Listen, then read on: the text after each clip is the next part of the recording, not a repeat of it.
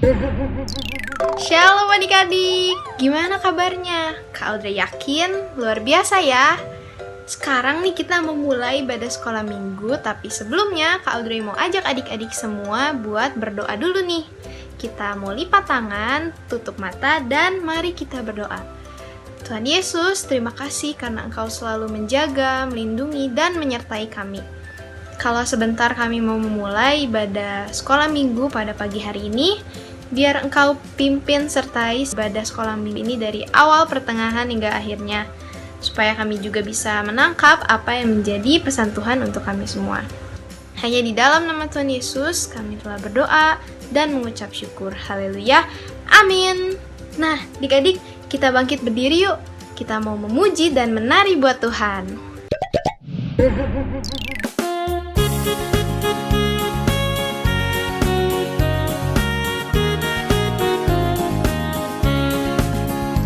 Dia harus makin bertambah, ku harus makin berkurang. Nama Yesus saja disembah, ku di tempat paling belakang. Bila Yesus ditinggikan dan salibnya diberitakan, pasti Dia menarik semua orang datang kepadanya sekarang.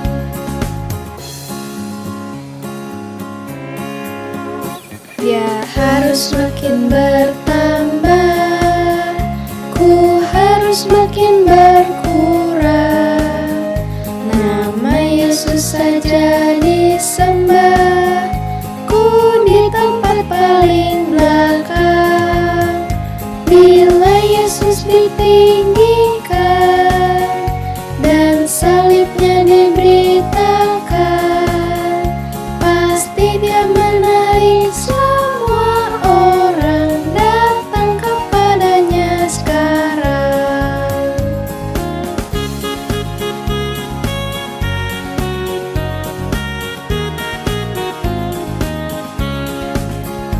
Dia harus makin bertambah, ku harus makin berkurang. Nama Yesus saja disembah, ku di tempat paling belakang. Bila Yesus ditinggikan dan salibnya diberitakan, pasti Dia menarik semua orang datang kepadanya sekarang.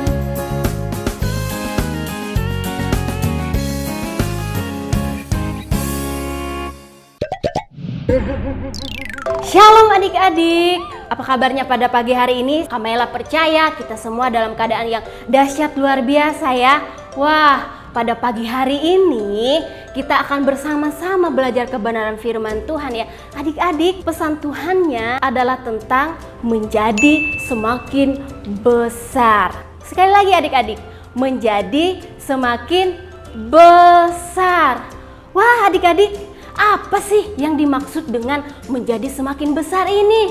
Mungkin ada yang berkata, badanku harus semakin besar, ya kan? Terus apa lagi adik?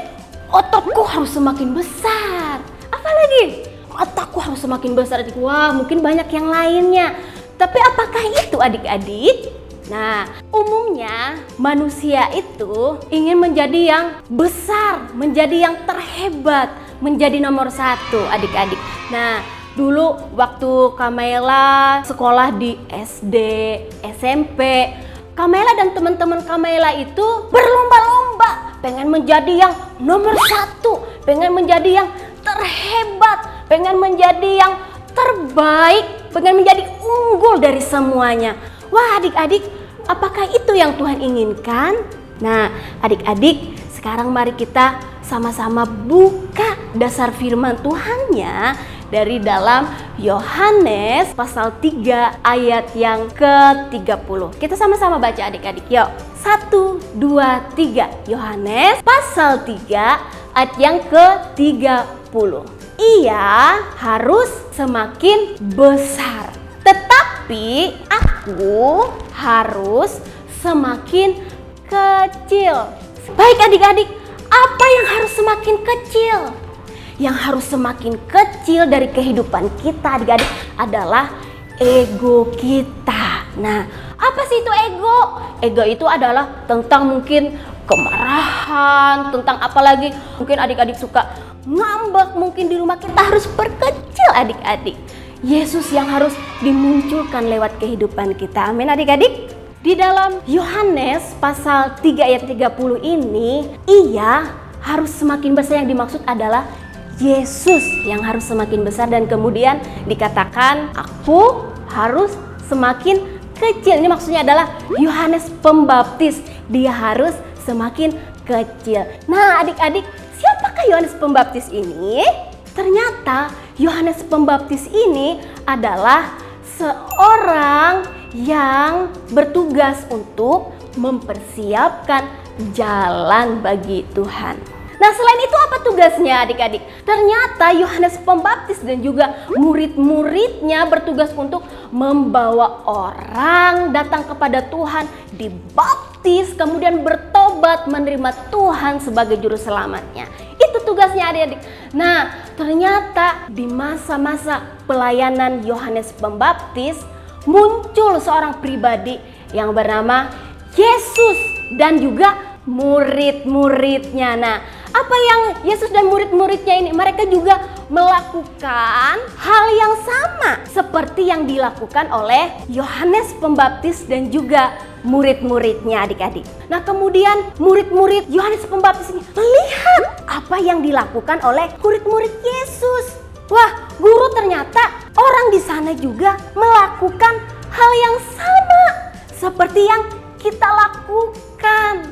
Wah, adik-adik, sepertinya murid-murid Yohanes Pembaptis ini merasa tersaingi, atau mungkin mereka merasa cemburu atas apa yang murid-murid Yesus lakukan. Nah, adik-adik, ketika murid-murid Yohanes Pembaptis menanyakan itu kepada gurunya Yohanes Pembaptis ini, maka apa yang menjadi jawaban Yohanes Pembaptis adik-adik? Luar biasa loh, ternyata Yohanes Pembaptis menjawab seperti ini. Ia harus semakin besar, tetapi aku harus semakin kecil. Kita adik-adik harus semakin kecil, ego kita harus semakin kecil. Supaya apa? Supaya Yesus nampak lewat hidup kita, supaya Yesus muncul lewat kehidupan kita. Jangan ego kita adik-adik. Tadi kita membaca firman Tuhan, di situ ada kata yang sangat penting yang harus kita perhatikan. Kata apa itu adik-adik? Yuk perhatikan baik-baik di Alkitabnya.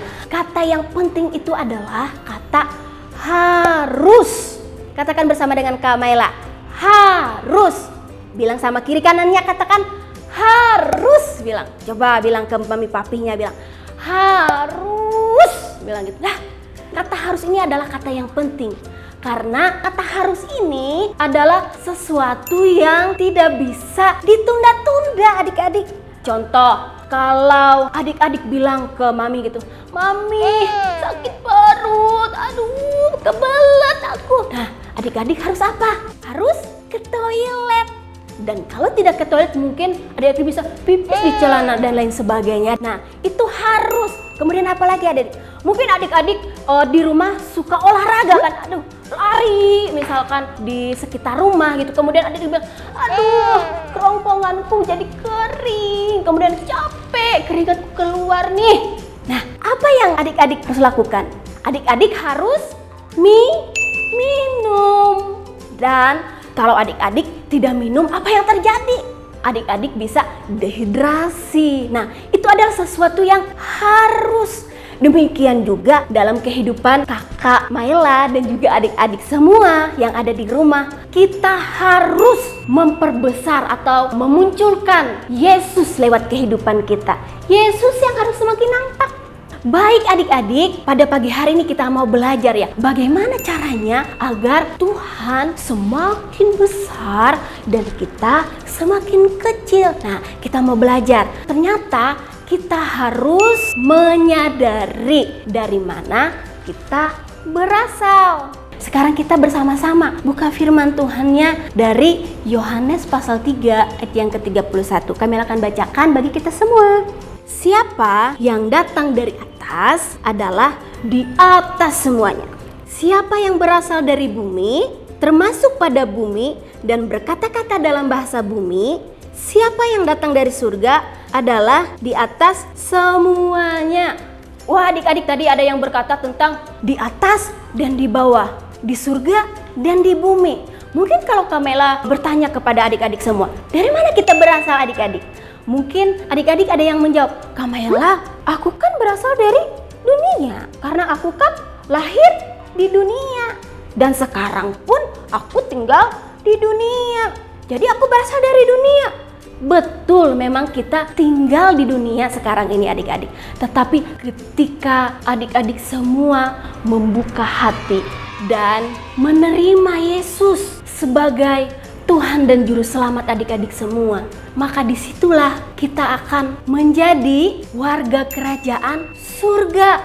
Kita berasal dari atas, kita menjadi warga kerajaan surga. Karena kita adik-adik semua sudah menjadi warga kerajaan surga, maka prinsip-prinsip apa yang harus kita lakukan? Prinsip-prinsip apa yang kita gunakan? Prinsip-prinsip yang kita gunakan adalah prinsip-prinsip kerajaan surga, prinsip-prinsip Yesus, prinsip-prinsip firman Tuhan adik-adik. Apa itu prinsip-prinsip firman Tuhan? Di situ tentang kasih, di situ tentang sukacita, balas kejahatan dengan kebaikan, dan masih banyak hal yang lainnya yang dapat adik-adik pelajari. Contoh adik-adik, kalau ada teman-teman adik-adik yang ngeselin, ya kan, misalkan ya di sekolah, di rumah, apa yang kita lakukan adik-adik? Umumnya orang balas ya adik. Kalau misalkan ditonjok, aku juga balas tonjok, ya kan. Misalkan kalau dia ngeselin, aku juga balas. Mungkin dijauhin teman-temannya, jangan berteman dengan dia nakal gitu, dia suka ngeselin. Nah, apakah itu yang kita lakukan adik-adik? Ternyata bukan itu ya adik-adik. Kalau kita berasal dari atas, maka kita juga harus menggunakan prinsip-prinsip yang dari atas. Nah, yang kita gunakan adalah apa adik-adik? Kalau ada yang jahatin kita, kalau ada yang ngeselin kita, kita balas dengan kebaikan. Kemudian apalagi? Kita rangkul teman kita. Apalagi adik-adik? Kita ajak dia untuk berteman lagi, ya kan? Jangan balas kejahatan dengan kejahatan.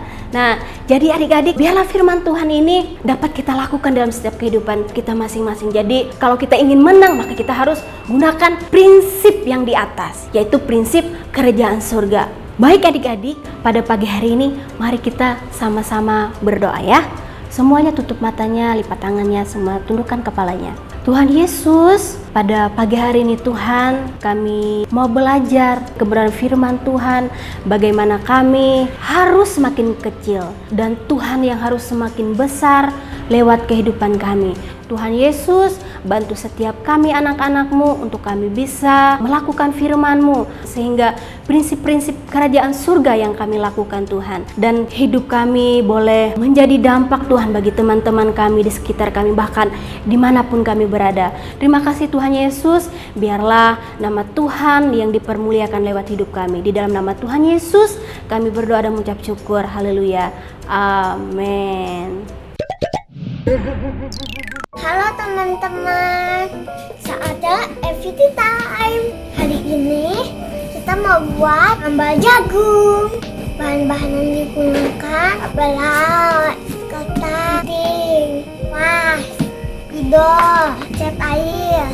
Mari kita membuat sambal jagung teman-teman. Kita gunting teman-teman. Ini sudah dibikin teman-teman. Kita tempel, kita kasih ulang ya teman-teman. Kita tempel teman-teman. Kita ambil cat warna kuning.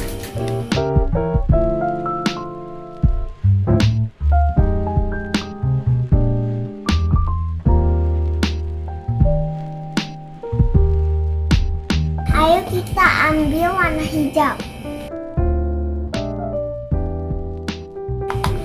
Buat daun jagung. Ayo kita buat yuk. Teman-teman, ada dua benih. Benih yang satu ditanam begitu saja tanpa disiram atau dirawat dengan baik. Dan benih yang satu lagi ditanam dengan baik, dirawat, disiram dengan teratur. Kemudian diberikan pupuk. Benih yang dirawat, disiram dengan teratur, bahkan diberi pupuk, akhirnya bertumbuh dengan baik dan menghasilkan buah yang dapat dinikmati oleh orang banyak. Demikian hidup kita, kalau disiram terus-menerus dengan firman Tuhan, doa, ibadah, maka hidup kita akan bertumbuh dan bahkan menghasilkan buah yang dapat dinikmati oleh orang-orang di sekitar kita. Keberadaan kita boleh membawa dampak bagi orang lain. Tuhan Yesus memberkati.